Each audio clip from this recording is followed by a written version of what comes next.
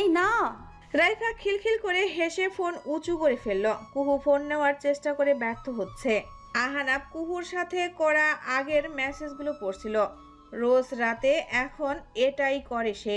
তবুও কুহুকে নিজে থেকে মেসেজ কল করে না, এটা ওর শাস্তি। কিন্তু এখন আহানাব বুঝতে পারছে যে শাস্তিটা আসলে কে পাচ্ছে। তিলে তিলে সে মরছে তিলোত্তমার স্বর না শুনে, তাকে একটা বার না দেখে। অথচ ওই মেয়ের কোনো হুঁশ নেই, সে তো ভালোই আছে। আয়ান ভাই আছে না তার? এই একটা নাম আহানাপের মাথায় আগুন ধরিয়ে নেয়। বলবে না কথা তার তিলোত্তমার সাথে। আহানাপের অনুপস্থিতি সে বুঝুক। বেহেয়ার মতো পেছনে পড়ে থাকলে সে কখনো বুঝবে না। তবে আহানাপ একটা জিনিস ভেবে পায় না যে দুনিয়ায় এত মেয়ে থাকতে সবাই তারটার পেছনেই কেন পড়ে। দুনিয়ার মেয়ের অভাব? রাহুলও আবার ওকেই ফাঁদে ফেলেছিল, এই ব্যাপারটাও তাকে রাগিয়ে তোলে। আর মেয়ে পেল না। আহানাপের ভাবনার মাঝেই ফোনটা শব্দ করে বেজে উঠল। খানিকটা চমকালো সে, তবে তার চেয়ে বেশি চমকালো নামটা দেখে। তিলোত্তমা নামটা জলজল করছে। হৃদস্পন্দন অস্বাভাবিক গতিতে চলতে লাগলো তার। মনে হচ্ছে যেন স্বপ্ন দেখছে। তিলোত্তমা কল করছে তাকে। আহানাপের বিশ্বাস হচ্ছে না। এ কেমন অনুভূতি আল্লাহ! আহানাপের চেহারা খুশিতে ঝলমল করে উঠল। রিসিভ করলো সঙ্গে সঙ্গে। নিজেকে যথাসম্ভব গম্ভীর রাখার চেষ্টা করলো। রাশভারী স্বরে বলল, হ্যালো। কুহুর ভেতরটা মোচড় দিয়ে উঠল এতদিন পর পরিচিত কণ্ঠস্বরটা শুনে। রাইফা ফোনটা ওর হাতে দিয়ে মুখে হাত চেপে হাসতে লাগলো। কুহু ভাবলো কলটা কেটে দিবে, কিন্তু রাইফা হাসির মাঝেই চোখ রাঙালো ওকে। দিশেহারা হলো মেয়েটা। এদিকে আহানাপ কারো আওয়াজ না পেয়ে আবার বলল, হ্যালো তিলোত্তমা। কুহুর অস্থির মনটা শান্ত হলো বুঝি এবার। তিলোত্তমা! কতগুলো দিন পর শুনলো নামটা, মনের ভেতর শান্তির স্রোতধারা বেয়ে গেল তার। রাইফার দিকে নজর দিতেই দেখলো ভ্রু নাচিয়ে দুষ্টু হাসছে। কুহু আর এক মুহূর্ত দাঁড়ালো না এখানে, বিছানা থেকে সাবধানে নামলো। এরপর দ্রুত কদমে রুম থেকে বেরিয়ে গেল। রাইফা হো করে হেসে ফেললো তা দেখে। সে ঠিকই ধরেছে, কুহু আহনাবকে পছন্দ করে। সেও খুব করে চায় আহানাপের সাথে তার মিল হোক। কুহুর কাছে আজ সারাটা দিন সে আহানাপের সম্পর্কে শুনেছে যত দূর সে বুঝেছে ছেলেটা খারাপ নয়। তাহলে আর অসুবিধা কোথায়? আয়ানেরও একটা ব্যবস্থা করা উচিত এবার। কুহুর ধ্যান ছাড়ানো উচিত তার মাথা থেকে। রাইফা শুয়ে শুয়ে ভাবতে লাগলো কি করে কি করা যায়। কুহুর এই মাঝরাতে পা টিপে টিপে ছাদে এসেছে। ঘরে কথা বলাই যাবে না, ধরা পড়ে যাওয়ার সম্ভাবনা অনেক। তাই ছাদে চলে এসেছে। ছাদে এসে স্বস্তির শ্বাস ছাড়লো সে। ঝিঝি পোকার শব্দ শোনা যাচ্ছে। চাঁদের আলোয় পুরো শহর আজ আলোকিত। সবটা স্পষ্ট দেখতে পাচ্ছে কুহু। মনটা প্রসন্ন হলো খুব। ফোনের দিকে তাকালো সে। আহানাব এখনো লাইনেই আছে। ভেতরে ঢিপ ঢিপ করছে কুহুর। কানের কাছে ফোনটা নিয়ে কাঁপা কাঁপা স্বরে বলল, হ্যাঁ হ্যালো। আহানাব চোখ বুজে ফেললো। স্বর শুনেই তো শান্তি লাগছে তার। এই মেয়েটাকে কাছে পেলে না জানি কি হবে। তবে এই কদিন কেন কল করলো না তাকে? আহানাবের অভিমান হলো। সে অভিমানী স্বরে বলল, আজ মনে পড়লো এই অধমের কথা। আপনার তো মনেও পড়েনি, কল তো সে আমাকেই দেওয়া লাগলো। আমার আপনাকে মনে পড়েনি? আপনার তাহলে এখনো আমাকে অনেক বোঝা বাকি। অবশ্য বোঝার ট্রাই তো করেননি কোনো দিন। কুহু কিছু বলতে পারলো না। ভালোবাসতে যে এখন বড্ড ভয় হয় তার। রিনান তাকে অনেক যত্ন সহকারে ঠকিয়েছে। যে ভালোবাসার পূর্ণতা নিশ্চিত ছিল, সেই ভালোবাসার বিচ্ছেদ ঘটেছে। কুহুর তাই এখন ভয় হয় তার ভাঙ্গা হৃদয়টা আবার কেউ ভাঙলে সে আর বাঁচবেই না। তার ভাবনার সুতো ছিল আহানাপের কথায়। এসব বাদ দিন, আপনি এখন আমার অভিমান ভাঙান। আমি আপনার উপর অভিমান করেছি। ইশকি নিষ্পাপ আবদার, আমার অভিমান ভাঙ্গান। আহানাপের বাচ্চা সুলভ আচরণে কুহু না চাইতেও হেসে ফেলল। আহানাপ কুহুর হাসির শব্দ শুনল। তখন সে বলে উঠল, এই এই আপনি হাসছেন? আমার হাসার মতো কিছু কি বলেছি? আমার অভিমান ভাঙাবেন এখন আপনি? আমি অভিমান করেছি। আহানাপের ঠোঁটের কোণে হাসি লেপ্টে রয়েছে। সে বলল, এই এক মিনিট, আপনি অভিমান করেছেন মানে? আপনি তো আমাকে ভালোই বাসেন না, তাহলে অভিমান কিসের? আপনার অভিমান তো জায়েজ নয়, আমার অভিমান করাটা মানা যায়। কুহু কিছুক্ষণের জন্য নীরব হয়ে গেল কথাটা শুনে। সত্যি তো, সে কেন অভিমান করবে? কুহুর এবার রাগ লাগছে। রাগে মাথার চুল ছিঁড়তে ইচ্ছা করছে, নিজের গালে থাপ্পড় মারতে মন চাইছে, আবার প্রেমে পড়ে যাচ্ছে সে। ভেতরের সত্তাটা বিদ্রুপ করে বলে উঠল, একবার ঠকেও তোর শিক্ষা হলো না, যা আবার প্রেমে পড়। আবার যখন ঠকবি তখন বুঝবি। কুহু ঠোঁট কামড়ে ধরল। মনের মাঝে রাইফার সকালের বলা কথাটা বেজে উঠল। মনকে জোর করিস না, যেটা হচ্ছে হতে দে। জোর করে হ্যাঁকে না করিস না। কুহু কি আরেকবার ঝুঁকি নেবে? ওইদিকে আহানাফ হ্যালো হ্যালো করছে। কুহু হুঁশে ফিরল যেন। হুম। হুম হুম কি? আমার একটা কথাও কি আপনি শোনেননি নাকি? কি করছেন আপনি? আহানাপ রাগ অভিমান করলেই আপনি আপনি করে কথা বলে। কুহুর আহানাপের এই জিনিসটা বড্ড ভাল লাগে। সে হঠাৎ বলে উঠল। আচ্ছা, একটা কথা বলবো? হাজারটা বলুন। আহানাপের উত্তরে মুস্কি হাসলো কুহু। এরপর বলল, আমাকে ভালোবাসার কারণ বলেন, আমি শুনতে চাই। কারণ? ভালোবাসতে কারণ লাগে? জানা ছিল না তো। মজা করবেন না একদম। ভালোবাসতে কারণ লাগে না ম্যাডাম। কিছু তো আছে যার জন্য পেছনে পড়ে আছেন। আহানাপ এই প্রশ্নটার উত্তর খুঁজে পায় না। কুহুকে প্রথম যেদিন ভার্সিটিতে দেখেছিল তখন কিছু একটা হয়েছিল তার হৃদয়ে। কুহুর শিখতেও আঁখি তাকে বিমুক্ত করেছিল। ওই ভাষা নয়নে তাকে ভুলে বসেছিল সবটা। যেন এমন হয়েছিল সে জানে না, শুধু জানে এই মেয়েটাকে তার চাই। কুহু তাড়া দিল তাকে। বলছেন না কেন? তোমাতে শান্তি খুঁজে পাই আমি, তিলোত্তমা। এর কারণ আমার নিজেরই অজানা। তোমার চোখে অকালে আমার হৃদ। হয়েছে হয়েছে, আমি তেল কম খাই, সো তেল দেবেন না। আচ্ছা, আপনি কি আমার সাথে প্রেম করতে চাইছেন নাকি ভালোবাসতে? প্রেমের জালে ফেলে ভালোবেসে বিয়ে করে বাচ্চার মা বানাতে চাই। কিন্তু আমি তো কোনোদিনও মা হতে পারবো না। আহনাব জিভ কামড়ে ধরল। নিজের উপর রাগ হলো তার। ব্যাপারটা বুঝে বলা উচিত ছিল। কুহুর মনটা বিষাদে ছেয়ে গেল আবার। আহনাব নিজেকে গালিগালাজ করে শান্ত হয়ে বলল, আমাকে পালবে? আমিও বাচ্চার থেকে কম কিসের? তোমার দামড়া খাটাস বেবি সুন্দর না? কুহু ফিক করে হেসে ফেলল। আহনাব যেন স্বস্তি পেল। কুহু অমন সময় বলল, আমার ভাঙার হৃদয় আপনার হাতে তুলে দিলে আপনি তা ঠিক করে দিতে পারবেন আহনাফ? আহনাব চমকে উঠল যেন। তিলোত্তমা তাকে আহনাব ডাকলো। তার হৃদয়ে দিতে চাইছে।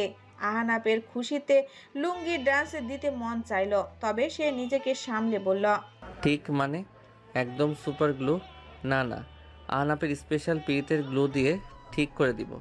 একটাবার আমার কাছে দিয়েই দেখো না কতটা যত্ন, কতটা ভালোবেসে মুড়িয়ে রাখি। কুহুর চোখ আপনা আপনি ছলছল করে উঠল।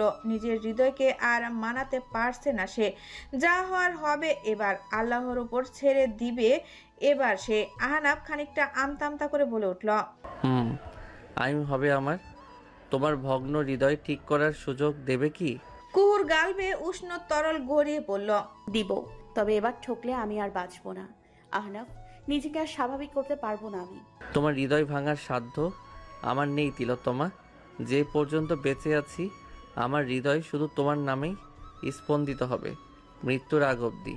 ধুরুবাল, সামনাসামনি বললে ভালো হতো। আচ্ছা তিলোত্তমা, আমি এক্ষুনি আসছি। ফোনে ভাল লাগছে না, তুমি দাঁড়াও। হ্যাঁ, আমি আসছি তিলোত্তমা। কুহুকে কিছু বলতে না দিয়ে আহনাব কল কেটে দিল। কুহু হতভম্ব হলো। এ পাগল নাকি? পরক্ষণেই হেসে ফেলল সে। হঠাৎ পেছনের দিকে ফিরতেই আত্মাটা লাফিয়ে উঠল তার।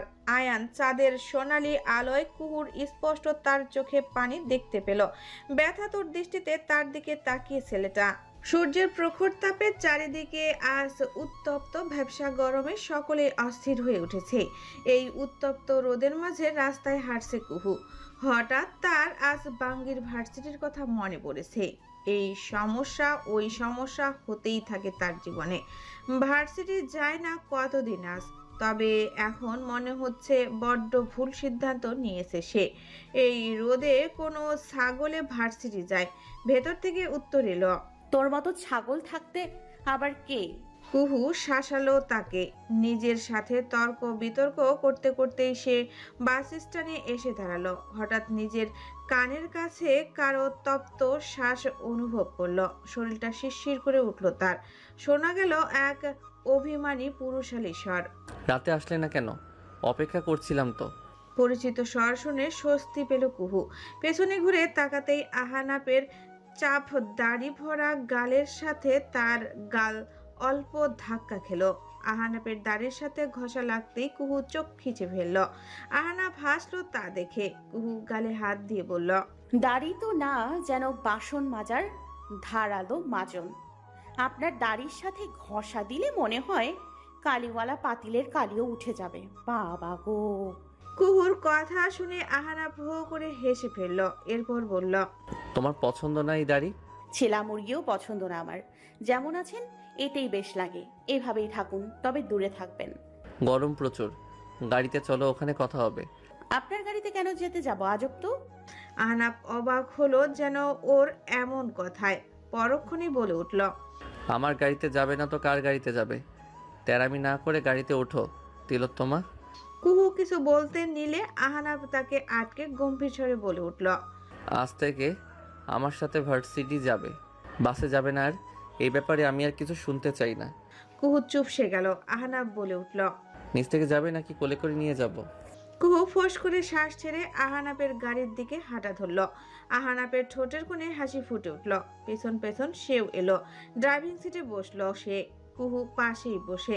আহানাপ গাড়ি স্টার্ট করলো। কুহুর দিকে এক পলক তাকালো সে। বড্ড মনমরা লাগছে তাকে। কাল রাতে যখন আহানাপ এলো কুহুকে কল করলো, কুহু রিসিভই করলো না। আহানাপ অনেকক্ষণ দাঁড়িয়ে থেকে হতাশ হয়ে ফিরে যায়। সাথে রাগও হয় প্রচুর। পরে ভাবলো হয়তো ঘুমিয়ে গেছে। আহানাপ বলে উঠল, মন খারাপ কেন ম্যাডামের জানতে পারি? কুহু মলিন হেসে কোলের উপরের ব্যাগটা একটু জড়িয়ে ধরে বলল, মন খারাপ না, আমার চেহারাই এমন। আহানাপ এক হাতে স্টারিং ঘুরিয়ে বলল, মিথ্যা কথা আমার পছন্দ না তিলোত্তমা। জীবনে যাই হয়ে যাক না কেন, মিথ্যা বলো না আমাকে। মিথ্যা আমি সহ্য করতে পারি না। এখন বলো কি হয়েছে? কালকে রাতে এলে না যে? রাতের কথা বলতেই কুহুর মুখটা আবার ছোট হয়ে গেল। মাথাটা সিটে এলিয়ে দিল। আয়নের করা আহাজারিগুলো তার কানে এখনো বাজছে। আমার সাথে এমন করিস না সুহাসিনী, আমি তোকে ছাড়া বাঁচবো না রে। আয়ান কুহুর হাত নিজের মুঠোয় নিয়ে ভাঙ্গা স্বরে বলল। কুহু বুঝতে পারছে না কি বলা উচিত তার। হঠাৎ আয়ানকে দেখে সে এমনিতেই চমকে গেছে এখন আবার। সুহাসিনী, এই সুহাসিনী, আমি তো তোকে ভালোবাসি। আমার ভালোবাসা এভাবে প্রত্যাখ্যান করতে পারিস না তুই। তুইও তো বল না তোর কেমন ছেলে পছন্দ। না আমি সেরকম হয়ে যাব, যা বলবি তাই করব। বিশ্বাস কর, তুই শুধু একবার বল। কুহু আয়ানের হাতের মুঠোয় থেকে নিজের হাতটা ছাড়িয়ে নিল। আয়ান হতভম্ব হয়ে তাকিয়ে সেদিকে। আয়ান আবারও ওর হাতটা নিজের মুঠোয় নিয়ে বলে উঠল, এমন করিস না সুহাসিনী, আমি তো তোকে ভালোবাসি। ওই আনাপ কি তোকে আমার চেয়ে বেশি ভালোবাসে? এসব বলবেন না ভাইয়া, আমার অস্বস্তি হয়। তাছাড়া আপনাকে কি আমাকে? আয়ান কুহুর গালের এক পাশে হাত রেখে বলল, সুহাসিনী লক্ষ্মীটি আমার, এমন করিস না আমার সাথে। তোকে অন্য কারোর সাথে দেখার যন্ত্রণা যে আমি সহ্য করতে পারবো না। এত বড় শাস্তি দিস না আমাকে। আয়ানের গাল বেয়ে জল পড়তে লাগলো। চাঁদের সোনালি আলোয় কুহু তা ঠিকই দেখতে পেল। কিন্তু এখানে তার কি করার? ভালোবাসা কি আদৌ জোর করে হয়? ভালোবাসা হুট করেই হয়ে যায়। আয়ানকে নিয়ে সে কখনো ওসব ভাবেনি। আয়ানের তার প্রতি দুর্বলতা সম্পর্কে সে জানতো, তাই তো সব সময় ইগনোর করে চলতো। কুহুর ভাবনার মাঝেই আয়ান ভাঙ্গা স্বরে বলে উঠল, আমি সইতে পারবো না রে, এমন করিস না সুহাসিনী। কুহু জিভ দিয়ে ঠোঁট ভেজালো। এরপর আয়ানের হাতটা শক্ত করে ধরল, বলল, ভালোবাসা অনেক অদ্ভুত একটা জিনিস ভাইয়া। এটা যখন তখন হয়ে যায়। জোর করে ভালো কি জোর করে? এতগুলো বছর ধরে তোকে আমি ভালোবাসি, সেই ভালোবাসা তোর চোখে পড়েনি? এখন এই 2 দিনের একটা ছেলের জন্য খুব ভালোবাসা উতলে পড়ছে তোর। আয়ান উচ্চস্বরে বলে উঠল কথাগুলো। কুহু কেঁপে উঠল খানিকটা। আয়ান সিক্ত চোখ জোড়া বুঝে নিজেকে ঠান্ডা করলো। এরপর নরম সুরে বলে উঠল, সরি। আপনাকে আমি আগেও বলেছি যে আপনার প্রতি আমার সেরকম কোনো ফিলিংস নেই। এখন এসব বলার কোনো মানেই হয় না। আপনাকে আমি ভাইয়ের নজরে দেখি। এখন এসব কথা বলে আপনি আমাকে লজ্জায় ফেলছেন। আয়ান ব্যথাতুর নয়নে তাকালো তার পানে। কুহু তার হবে না সেই ভাবনাকেও সে ঘৃণা করে, ভাবতেও চায় না এটা সে বলে উঠল। আনহা বড় লোকের ছেলে বলে ওকে এড়াতে পারিস না, তাই না? কুহু চোখ মুখ শক্ত করে তাকালো তার দিকে। ফালতু বকবেন না ভাইয়া, আপনি নিজেও জানেন কেমন রাত হয়েছে, ঘুমান, সকালে উঠলে সব ঠিক হয়ে যাবে। কুহু কথাগুলো বলে চলে যেতে নেয়। আয়ান তখন বলে উঠল। আমার ভালোবাসাকে পায়ে ঠেলে ওই আনহাফের ভালোবাসা স্বীকার করলি তুই। আমার তো কোনো দোষ ছিল না, আমার ভালোবাসায় তো কোনো খুঁত ছিল না, তাও আমার প্রতি এত নিষ্ঠুর হচ্ছিস কেন? কেন এমন করছিস তুই? একটু ভালোবাসা ভিক্ষা দে না আমায়, একটু ভালোবাসা না আমায়। আয়ান দু হাঁটু মুড়ে বসে পড়ে ফুপিয়ে কেঁদে ওঠে। কুহু আর থাকতে পারে না, দৌড়ে চলে যায় ছাদ থেকে। যাওয়ার সময়েও আয়ানের আহাজারি কানে আসে তার। যাস না সুহাসিনী, ছেড়ে যাস না। কি ভাবছো এত? আহানাপের স্বর শুনে কুহুর ভাবনার সুতো ছিঁড়ে। আহানাপ বলে উঠল। কোন ভাবনায় ডুবেছিলে? রাস্তায় একটা কথা পর্যন্ত বললে না। আমি কত কিছু জিজ্ঞাসা করলাম, কিছুই বললে না। কিছু না, এসে গেছি। আজ ভার্সিটি বন্ধ। আজকে বন্ধ? আজকে কি বার? কি বার? আহানা ফোঁস করে শ্বাস ছেড়ে ওর মাথায় মৃদু ধাক্কা দিয়ে বলল। শুক্রবার। হ্যাঁ। কুহু বোকা বনে গেল। এটা কোনো কথা? ভার্সিটি বলে যে একটা কিছু আছে সেটা সে ভুলেই যাচ্ছিল। আজ কতগুলো দিন পর যাবে বলে ঠিক করেছিল, আর আজ কিনা শুক্রবার। বাসায় এটা কেউ বলল না তাকে? এরা কি মানুষ? বাঙ্গি এরা। কুহুর ভেতর থেকে উত্তর এলো। কুহু বলে উঠল। তাহলে আপনি আমাকে আগে বললেন না কেন? এমনি। আহানাব গাড়ি থেকে নামলো। কুহু নামলো অচেনা জায়গা। কুহু আশেপাশে দেখতে লাগলো। ডান পাশটায় চোখ যেতেই মুগ্ধ হলো। নদীর স্রোতধারা বয়ে যাচ্ছে। উপরে বেঞ্চ রয়েছে বসার জন্য, মানুষ নেই একটাও। এত সুন্দর জায়গা অথচ মানুষ নেই। হঠাৎ তার পেছন থেকে সারপ্রাইজ। চমকে এক প্রকার লাফিয়ে উঠল কুহু। পেছন থেকে রোদেলা, নিধি, নাতাশা, আদিত, আরিফ, রাফি ওরা বেরিয়ে এলো। কুহু বুকে থুতু দিয়ে বলে উঠল। বাঙ্গির সারপ্রাইজ! আর একটু হলে মরতাম, এমন করে কেউ, আল্লাহ গো। সবাই দাঁত কেলাচ্ছে। কুহু এক ভ্রু উঁচু করে বলে উঠল। কি ব্যাপার, আজ কি কোনো কিছু আছে নাকি? আরে আছে মামা, আজকে জব্বর পার্টি হবে। কেন? সবাই মিটমিট করে হাসে। রোদেলা বলে উঠল। কারণ আপনি আহানাফ ভাইকে ফাইনালি মেনে নিয়েছেন মহারানী। তার কথার পিঠে নিধি বলে উঠল। সেই খুশিতে আহানাফ ভাইয়া আজ ট্রিট দেবে আমাদের। সবাই আজকে ঘুরবো, খাবো দাবো, আনন্দ করব। কুহু ভোরকে আহানাপের দিকে তাকালো, যে কিনা একটা সানগ্লাস পরে বড্ড কঠিন মুখে দাঁড়িয়ে আছে। দেখে বোঝার উপায় নেই যে এই ছেলেটা কতটা বাচ্চা সুলভ আচরণ করে কুহুর সামনে। কুহু ওর থেকে নজর সরিয়ে বলল। আমি এসবের কিছু জানি না, বাসায় বলে আসিনি আমি কোথাও যাচ্ছি না। আয়ানও আসবে তো। নাতাশা কুহুর কথার মাঝেই বলে উঠল। কুহু চমকালো যেন আয়ান ভাই আসবে। তখনই একটা বাইক এসে থামলো তাদের সামনে। সবাই সেদিকে তাকালো। আয়ান হেলমেট খুলে চুলগুলো ব্রাশ করলো। নাতাশা যেন আরেকবার প্রেমে পড়লো। হায়! আয়ানের পেছন থেকে একটা মেয়েকে নামতে দেখে তার হাসি উবড়ে গেল। মেয়েটাকে আয়ানের সাথে কেন? হাজারটা প্রশ্ন এসে বাজছে মনে। তখন আয়ান এসে সবাইকে হাই হ্যালো জানালো। রাইফা কুহুর বাহুতে মৃদু ধাক্কা দিয়ে ফিসফিস করে বলে উঠল। তোর হিরো কোনটা রে? কুহু চোখ পাকাইয়ে তাকালো। রাইফা ইশারায় অনুরোধ করলো বলতে। কুহু ইশারায় আহনাবকে দেখালো বিধিবাম। আহনাবের কল আসায় সে সরে যায়। তার পাশে দাঁড়িয়েছিল আদিত, যে কিনা হাঁ করে রাইফার দিকে তাকিয়ে। রাইফা ইশারা অনুসরণ করে আদিতের দিকে তাকিয়েছে। এই ছেলে তাহলে? ও আদিতের দিকে তাকিয়ে মুচকি হাসলো। আদিত বুকের বাঁ পাশে হাত রাখলো ওর দিকে তাকিয়ে থেকেই। রাইফা কপাল কুঁচকালো এতে। কেমন ছেলে রে ভাই? রাইফার কাছে মোটেও ভালো লাগছে না তার তাকানোর ধরন। কুহুর মুখে আহানাব সম্পর্কে যা শুনেছিল তার তো কোনোটাই এই ছেলের মাঝে আছে বলে মনে হচ্ছে না। কুহু কি প্রেমে অন্ধ হয়ে এসব বলল নাকি? রাইফার ভাবনার মাঝেই কানে এলো। কে তুমি নন্দিনী? আগে তো দেখিনি। ছন্দের মতো বলল আদিত। রাইফা চমকে উঠল। তাকিয়ে দেখলো সবাই এক পাশে সরে গিয়েছে, সে দাঁড়িয়ে এখানে।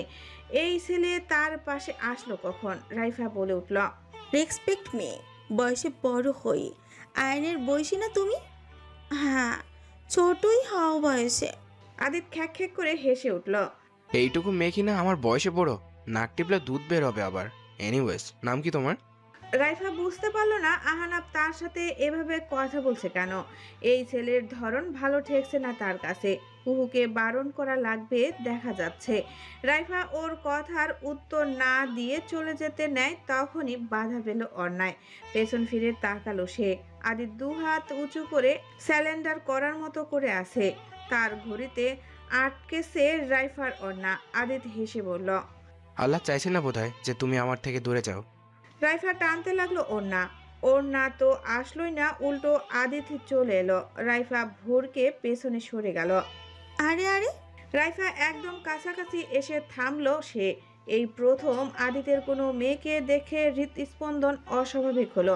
এদিকে রাইফা তাকিয়ে ওর ঘড়ির দিকে। হাওয়ায় হাওয়ায় ওর ঘড়ির সাথে ওড়না গিট বেঁধে গেল। স্টেন্স। পরক্ষণেই সে সবটা বুঝতে পারলো। এই ছেলে একটা ফ্লার্টিং বাস, ইচ্ছে করে করেছে এসব। সি, সে আদিতকে তার দিকে এভাবে তাকিয়ে থাকতে দেখে মুচকি হেসে বলল, খুব ভাল লাগছে না এভাবে তাকিয়ে থাকতে? আদিত ঘোরের মাঝে থেকেই বলল, খুব। রাইফা মুচকি হাসলো। এরপরই অনাকাঙ্ক্ষিত একটা ঘটনা ঘটালো সে। আদিত চেঁচিয়ে উঠল, যা যা শেষ। আদিতের চিৎকারে সবাই চলে এসেছে। আদিত অবাক নয়নে ওর দিকে তাকিয়ে ব্যথায় কাতরাচ্ছে। রাফি বলে উঠল, ভাই এমনি মানিজ্জত মাইরেন না, ওটা কি হাত দিয়ে ধরে রাখার জায়গা? মেয়েরা আর এগলো না। আদিত চোখ রাঙালো রাইফাকে। আরিফের তাদেরই দেখছিল, যার দরুন ঘটনাটা জানা। সে হো হো করে হাসছে। আহানাফ কপাল কুঁচকে তাকিয়ে। কে গুলি করেছিল খবর পেয়েছো? হারুন রহমানের মুখটা বিষণ্ণ লাগছে। সাকওয়াত আলম সেটা দেখেই উত্তর পেয়ে গেলেন যেন। বললেন, ভালো করে খোঁজ করো। হারুন রহমান মাথা নাড়লেন, কিন্তু তারপরও তার মুখে বিষণ্ণতার ছোঁয়া দেখে বললেন, কি সমস্যা? হারুন রহমান খানিকটা আমতা আমতা করলেন। এসির মধ্যে থেকেও তার কপাল বেয়ে ঘাম পড়তে লাগলো। সাকওয়াত আলম হাতের ফাইলটা রেখে কপাল কুঁচকে তাকালেন তার দিকে। কি হয়েছে দ্রুত বলো সেটা, এমন আমতা আমতা করছো কেন? হারুন রহমান পকেট থেকে রুমাল বের করে কপালের ঘাম মুছতে লাগলেন। এরপর আমতা আমতা করে বলেন, আহানাব শারিয়ারের গার্লফ্রেন্ডকে জানা গেছে স্যার।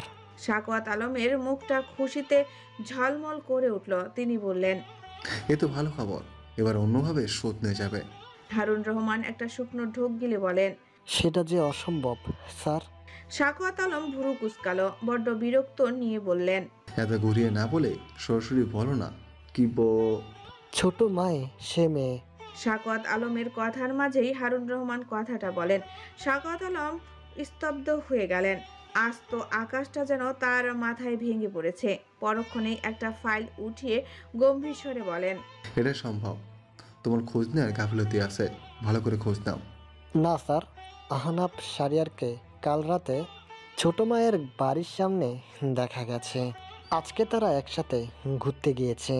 সাকওয়াত আলম ক্ষোভে হাতের ফাইলটা দূরে ছুঁড়ে মারলেন। হারুন রহমান জানতেন এমন কিছুই হবে। ভদ্রলোক হাতের ছাতাটা খুলে মেলে নিজেকে আড়াল করলেন, কারণ এই খবর দেওয়ার জন্য এখন তার উপর টেবিলের সব ফাইল ছুঁড়ে মারা হবে এটা তিনি জানেন। বিগত দিন থেকেই এমনই হয়ে আসছে। সাকওয়াত আলমের অপছন্দের খবর আনলে এমনই হয়। এখনও সাকওয়াত আলম তার দিকে ফাইলপত্র ছুঁড়ে মারছে আর জোরে জোরে গর্জন করছে। হারুন রহমান শক্ত করে ছাতা চেপে ধরে রেখেছেন আর বলছেন, স্যার শান্ত হন, এখনো সময়। ওরি বাবা স্যার, স্যার এখনো সময় আছে। ছোট মাকে সঠিক পথে আনতে হবে। তাকে জানাতে হবে যে শারিয়ার বংশটাই আপনার শত্রু। সাকওয়াত আলম সর্বশেষে ফাইলটা ছুঁড়ে মেরে জোরে জোরে শ্বাস নিতে লাগলেন। ধপ করে চেয়ারে বসে পড়লেন। পরিস্থিতি স্বাভাবিক হয়েছে দেখে তিনি ছাতাটা বন্ধ করলেন। সাকওয়াত আলমের চোখে মুখে আগুন, রাগে শরীর কাঁপছে ভদ্রলোকের। দুনিয়ার ছেলের অভাব ছিল যে এই হতচ্ছাড়ার সাথে প্রেম করতে গেলে শাহরিয়ার বংশের দিকেই ওর নজর যায় কেন আমি বুঝি না। রেনানের সাথে প্রেম করে শিক্ষা হয়নি ওর। রাগ মিশ্রিত স্বরে চেঁচিয়ে বললেন কথাগুলো। হারুন রহমান মিনমিন স্বরে বলেন, ছোট মাকে বুঝিয়ে বললে সে বুঝবে স্যার।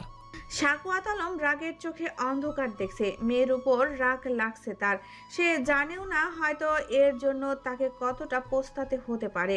আহানাপের থেকে দূরে না সরলে তার জীবনের ঝুঁকি বাড়বে। নির্বোধ মেয়ে, আর ছেলে পেল না। আর আহানাপের পিছনে তো কম মেয়ে ঘুরে না। নিশ্চয়ই সে বুঝে গিয়েছে যে কুহু তার মেয়ে। তার মানে ওই দিন আহানাপি গুলি করেছিল। সাকুয়াত আলমের রাগ এবার ভয়ে পরিণত হলো। পিতৃবোধ জেগে উঠল। মেয়ে হারানোর ভয় জেগে ধরল তাকে। তার উপর প্রতিশোধ নিতে গিয়ে যদি মেয়েটার ক্ষতি করে দেয়। রেনারের থেকে সেবার মরতে মরতে বেঁচেছে, এখন যদি কিছু একটা হয়ে যায়। ওদের উপরে নজর রাখো, বেশি করে লোক লাগাও, আমার মেয়ের যেন কোনো ক্ষতি না হয়। হারুন, আজ রাতেই আমি ওর সাথে কথা বলবো। এখন তুমি ওদের উপর নজর রাখতে বেশি করে লোক পাঠাও। হারুন রহমান মাথা নেড়ে চলে গেলেন। সাকুয়াত আলম চোখ বুজে হেলান দিলেন চেয়ারে। কি একটা ভেবে দীর্ঘশ্বাস ছাড়লেন। আমরা এখানে আজ দুপুর পর্যন্ত থাকবো। রান্না এখানেই করা হবে, সবাই হাতে হাতে সাহায্য করবে, ওকে? সবাই উৎফুল্ল হয়ে চেঁচিয়ে উঠল আহানাপের কথায়। রাফি ফিসফিস করে বলে উঠল, ভাই এর মাঝে টয়লেট পেলে? আহানাপ সরু চোখে তাকালো ওর দিকে। রাফি তা দেখে মিকি হেসে বলে উঠল, নদী তো আছেই, থাক থাক। নদী? উফ, ওই পাশে পাবলিক ওয়াশরুম আছে, চোখটা ঘুরিয়ে দেখো একটু। আচ্ছা ভাই। আহানাপ ফোঁস করে শ্বাস ছাড়ল। তার তিলক তোমার দিকে তাকালো। একটা মাদুর পেতে বসে রয়েছে। রোদেলা আর নিধির সাথে বকর বকর করছে।